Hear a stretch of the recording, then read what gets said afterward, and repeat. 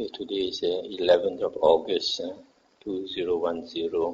Now we come to Majjhima Nikaya, Sutta 56, Upali Sutta. This sutta is a bit interesting. Thus have I heard. On one occasion, the Blessed One was living at Nalanda in Pavarika's mango grove. Now on that occasion, the Niganta Nataputta was staying at Nalanda with a large assembly of Nigantas. Then when the Niganta named Diga Tapasi had wandered for alms in Nalanda and had returned from his alms round, after his meal he went to Pavarika's mango grove to see the Blessed One. He exchanged greetings with the Blessed One, and when this courteous and amiable talk was finished, he stood at one side. As he stood there, the Blessed One said to him, "There are seats, Tapasi. Sit down if you like. Stop here for a moment." So this is one of the rare occasions when the Buddha and his monks was at a certain place, and this Niganta Nataputta and his wanderers was also at the same place in Nalanda, or the outskirts of Nalanda. Then this Niganta by the name of Diga Tapasi. Diga means tall or long, and Tapasi means ascetic, from the word tapas, asceticism. So he came to see the Buddha, and the Buddha invited him to sit down. When this was said, Diga Tapasi took a low seat and sat down at one side. Then the Blessed One asked him, "Tapasi, how many kinds of action does the Niganta Nataputta describe for the performance of evil action, for the perpetration of evil action?" This action here, the Pali word is kamma. And he said, "Friend Gotama, the Niganta Nataputta is not accustomed to use the description action. The Niganta Nataputta is accustomed to use the description rod. The Pali is danda. Then Tapasi, how many kinds of rod does the Niganta Nataputta describe for the performance of evil action, for the perpetration of evil action?" Friend Gotama, the Niganta Nataputta describes 3 kinds of rod for the performance of evil action, for the perpetration of evil action. That is, the bodily rod, the verbal rod, and the mental rod. How then, Tapasi, is the bodily rod one, the verbal rod another, and the mental rod still another? The bodily rod is one, friend Gotama, the verbal rod is another, and the mental rod is still another. Of these 3 kinds of rod, Tapasi, thus analyzed and distinguished, which kind of rod does the Niganta Nataputta describe as the most reprehensible for the performance of evil action, for the perpetration of evil action, the bodily rod or the verbal rod or the mental rod? Of these 3 kinds of rod, friend Gotama, thus analyzed and distinguished, the Niganta Nataputta describes the bodily rod as the most reprehensible for the performance of evil action, for the perpetration of evil action, and not so much the verbal rod and the mental rod. Do you say bodily rod, Tapasi? I say the bodily rod, friend Gotama. Do you say the bodily rod, Tapasi? I say the bodily rod, friend Gotama. Do you say the bodily rod, Tapasi? I say the bodily rod, friend Gotama. Thus the Blessed One made the Niganta Diga Tapasi maintain his statement up to the 3rd time. Stop here for a moment. So here these 2 schools, the Buddha describes action in terms of kamma,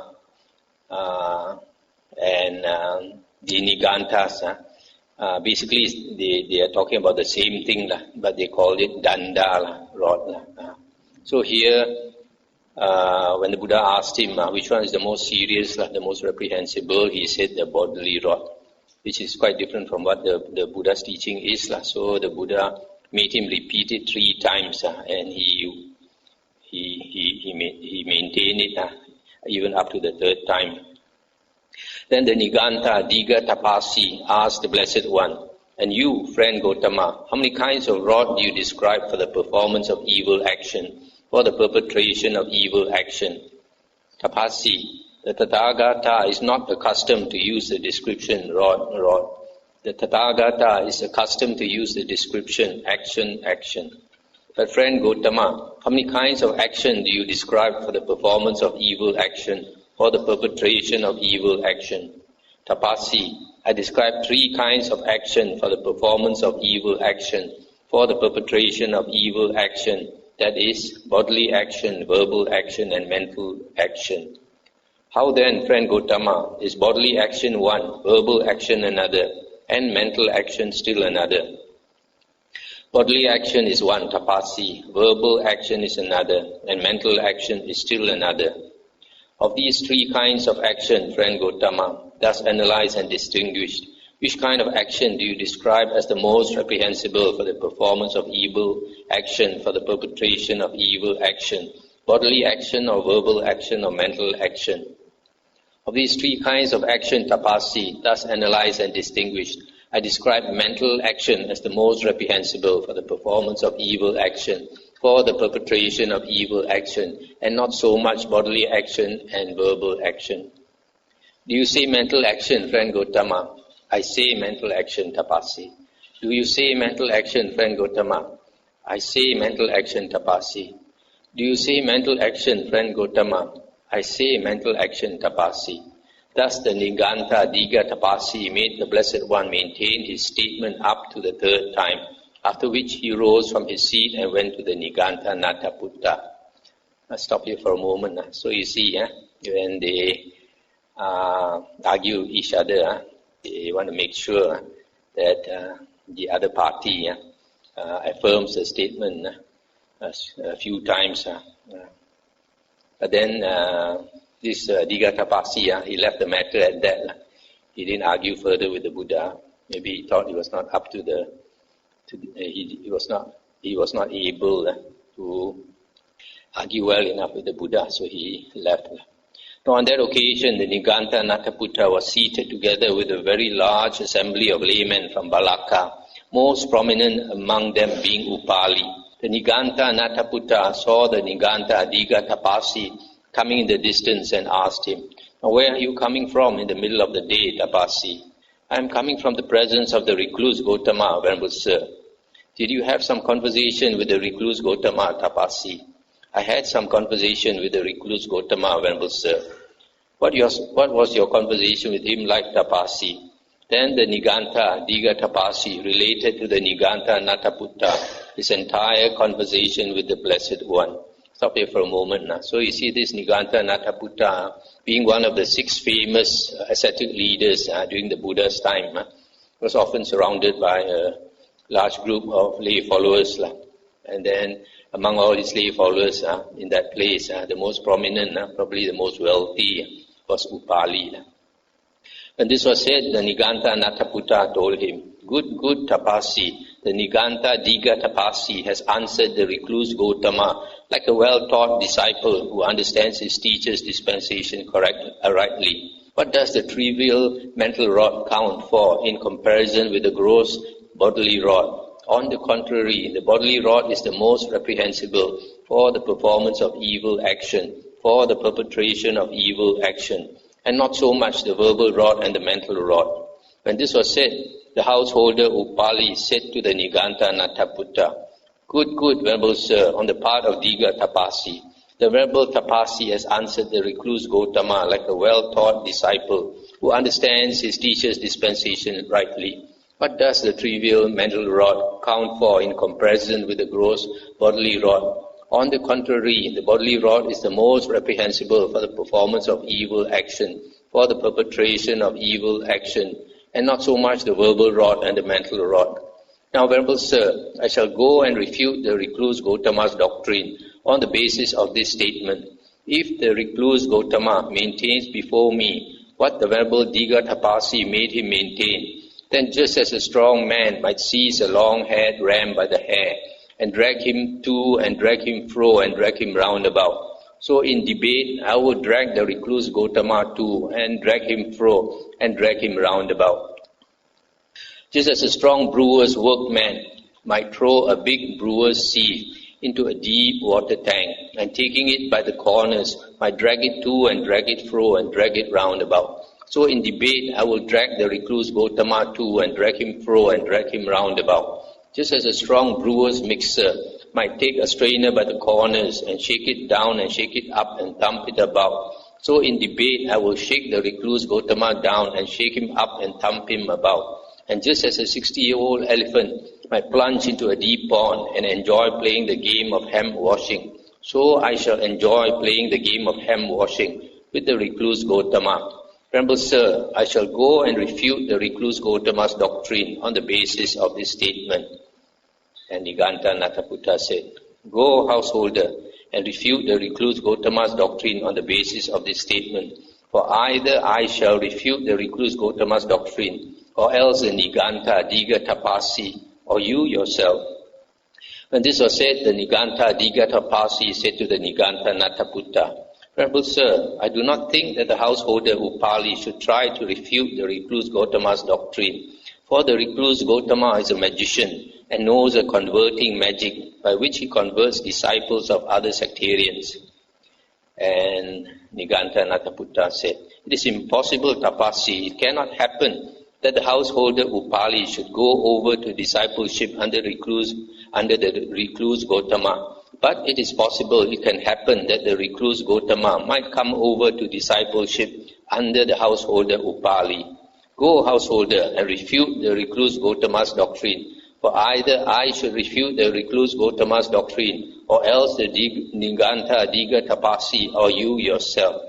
For the second time, for the third time, the Niganta Diga Tapasi said to the Niganta Nataputta, Venerable Sir, I do not think that the householder Upali should try to refute the recluse Gautama's doctrine.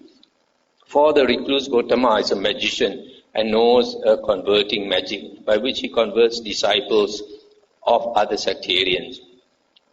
It is impossible, Tapasi, it cannot happen that the householder Upali should go over to discipleship under the recluse Gautama. But it is possible, it can happen that the recluse Gautama might come over to discipleship under the householder Upali. Go, householder, and refute the recluse Gautama's doctrine. For either I should refute the recluse Gautama's doctrine, or else the Niganta Diga Tapasi, or you yourself. Yes, Venerable Sir, the householder Upali replied. And he rose from his seat, and after paying homage to the Niganta Nataputta, keeping him on his right, he left to go to the Blessed One at Pavarika's mango grove. Stop here for a moment. So you see this Niganta Nataputta, he allowed this lay disciple to go and argue with the Buddha. And in other places, I think he has also allowed another one of his disciples to go and argue with the Buddha. But he himself dare not go and argue with the Buddha. He should go personally, but he left it to his disciples. There, after paying homage to the Blessed One, he sat down at one side and asked the Blessed One, Venerable Sir, did the Niganta Diga Tapasi come here? The Niganta Diga Tapasi came here, householder. Venerable Sir, did you have some conversation with him? I had some conversation with him, householder. What was your conversation with him like, Venerable Sir? Then the Blessed One related to the householder Upali his entire conversation with the Niganta Diga Tapasi. When this was said, the householder Upali said to the Blessed One, Good, Venerable Sir, on the part of Tapasi. The Niganta Diga Tapasi has answered the Blessed One like a well-taught disciple who understands his teacher's dispensation rightly. What does the trivial mental rod count for in comparison with the gross bodily rod? On the contrary, the bodily rod is the most reprehensible for the performance of evil action, for the perpetration of evil action, and not so much the verbal rod and the mental rod. And the Buddha said, Householder, if you would debate on the basis of truth, we might have some conversation about this. And he said, I will debate on the basis of truth, Venerable Sir. So let us have some conversation about this. So both of them agreed to argue. What do you think, householder? Here some Niganta might be afflicted, suffering, and gravely ill, with an illness needing treatment by cold water, which his vows prohibit. And he might refuse cold water, though mentally longing for it, and use only the permissible hot water, thus keeping his vows bodily and verbally. Because he does not get cold water, he might die. The householder, where would the Niganta Nataputta describe his rebirth as taking place? Venerable Sir, there are gods called mind-bound. He would be reborn there. Why is that? Because when he died, he was still bound by attachment in the mind. And the Buddha said, householder, pay attention how you reply. What you said before does not agree with what you said afterwards, nor does what you said afterwards agree with what you said before. Yet you made this statement, I will debate on the basis of truth, Venerable Sir. So let us have some conversation about this. And he said, Venerable Sir, although the Blessed One has spoken thus, yet the bodily rod is the most reprehensible for the performance of evil action, for the perpetration of evil action, and not so much the verbal rod and the mental rod. Stop here for a moment.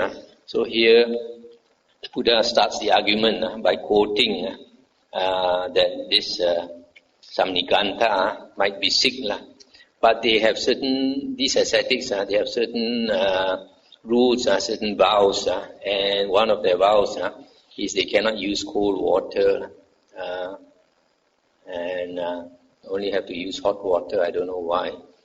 And so because he needs cold water and yet longing for cold water and he cannot get the cold water and he dies with that longing for that cold water. So this Upali agreed that because he was attached, he would be reborn in a place where gods are called mind-bound.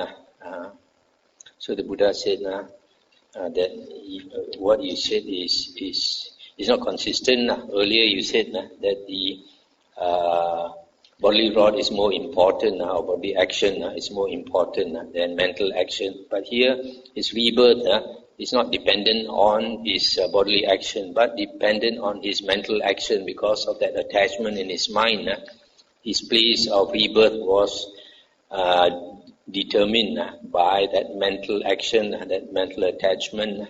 So the Buddha is showing him that the mental attachment is more important. It is the one that determines his rebirth, not the bodily action. Then the Buddha continued, what do you think, householder? Here some Niganta might be restrained with 4 checks, curbed by all curbs, clamped by all curbs, cleansed by all curbs, and claimed by all curbs. And yet when going forward and returning, he brings about the destruction of many small living beings. What result does the Niganta Nataputta describe for him? Remember, sir, the Niganta Nataputta does not describe what is not willed as greatly reprehensible. But if one wills it, householder, then it is greatly reprehensible, Venerable Sir. But under which of the 3 rods does the Niganta Nataputta describe willing, or volition, householder? Under the mental rod, Venerable Sir. And the Buddha said, householder, pay attention how you reply. What you said before does not agree with what you said afterwards, nor does what you said afterwards agree with what you said before. Yet you made this statement, I will debate on the basis of truth, Venerable Sir. So let us have some conversation about this. Venerable Sir, although the Blessed One has spoken thus, yet the bodily rod is the most reprehensible for the performance of evil action, for the perpetration of evil action, and not so much the verbal rod and the mental rod. Stop here for a moment. So here, you can see from these arguments the Buddha put forward that the Buddha knows these wondrous, all the rules, all the practices very well. That's how he can argue with them. So here the Buddha says that if one of them, one of the Nigantas, he has a lot of checks, a lot of rules, is restrained by a lot of rules. And yet, when walking around, he steps on many insects and ants and all that and kill them. So, is it, what does the Niganta Nataputta say about it?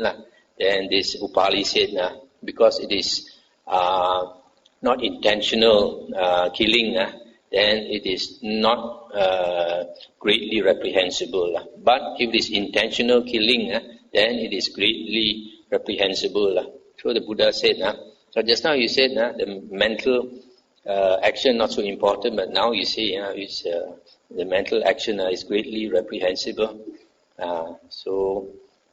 He knows he's wrong, but he's very stubborn. He wants to maintain that his teacher is correct. So he still says the bodily rod is still the most reprehensible. And the Buddha is going to quote him the third example. What do you think, householder? In this town of Nalanda, successful and prosperous, is it populous and crowded with people? Yes, my good sir, it is. What do you think, householder? Suppose a man came here brandishing a sword and spoke thus. In one moment, in one instant, I will make all the living beings in this town of Nalanda into one mass of flesh, into one heap of flesh. What do you think, householder? Would that man be able to do it? Remember, sir, 10, 20, 30, 40 or even 50 men would not be able to make all the living beings in this town of Nalanda into one mass of flesh, into one heap of flesh in one moment or instant. So what does a single trivial man count for? What do you think, householder? Suppose some recluse or Brahmin came here possessed of supernormal power, that means psychic power, and attained to mastery of mind, and he spoke thus, I will reduce this town of Nalanda to ashes with one mental act of hate. What do you think, householder? Would such a recluse or Brahmin be able to do that? Remember, sir, such a recluse or Brahmin possessed of supernormal or psychic power and attained to mastery of mind would be able to reduce 10, 20, 30, 40, even 50 Nalandas to ashes with one mental act of hate. So what does a single trivial Nalanda count for? Householder, pay attention how you reply. What you said before does not agree with what you said afterwards, nor does what you said afterwards agree with what you said before. Yet you made this statement, I will debate on the basis of truth. So let us have some conversation about this. Venerable Sir, although the Blessed One has spoken thus, yet the bodily rod is the most reprehensible for the performance of evil action, for the perpetration of evil action, and not so much the verbal rod and the mental rod. Stop here. So here the third example the Buddha said that suppose a man came and using a sword in 1 second he wants to kill all the people in Nalanda. Is it possible? Upali says it's not possible. Even if the 50 men brandishing the swords would not be able in 1 second to kill all the people in Nalanda. But he agreed that if a person had psychic power, some yogi, some ascetic with psychic power, he would be able to reduce all the whole town of Nalanda with all the people to ashes in 1 second. And not just one Nalanda, even 50 Nalandas with one mental act of hatred, he can completely wipe out, burn, kill 50 Nalandas amount of people. So even then he was still stubborn. He still said, maintained that the bodily rod is the most reprehensible.